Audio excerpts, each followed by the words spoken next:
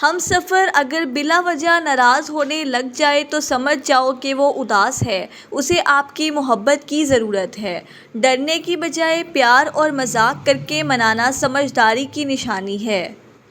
عورت کی خواہش عورت امیر آدمی نہیں چاہتی، خوبصورت یا ایک شاعر بھی نہیں۔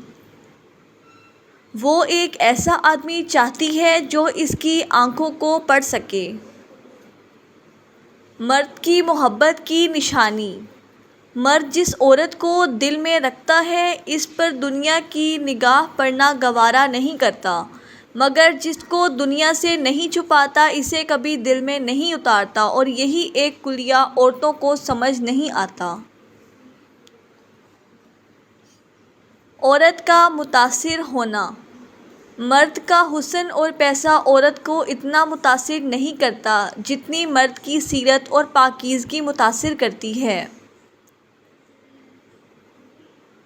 ایک اچھا مرد پوری دنیا فتح کرنے کے بعد بھی اپنی ایک من پسند عورت کے آگے سر جھکا لیتا ہے، اسے کھونے سے بہت ڈرتا ہے۔ مرد کا دل بھر جانا۔ مرد کا دل جب عورت سے بھر جاتا ہے تو وہ 3 کام کرتا ہے۔ اپنا لہجہ بدل لیتا ہے، عورت کے کردار پر انگلی اٹھانے لگتا ہے اور ہر وقت مصروف رہنے کے بہانے کرتا ہے۔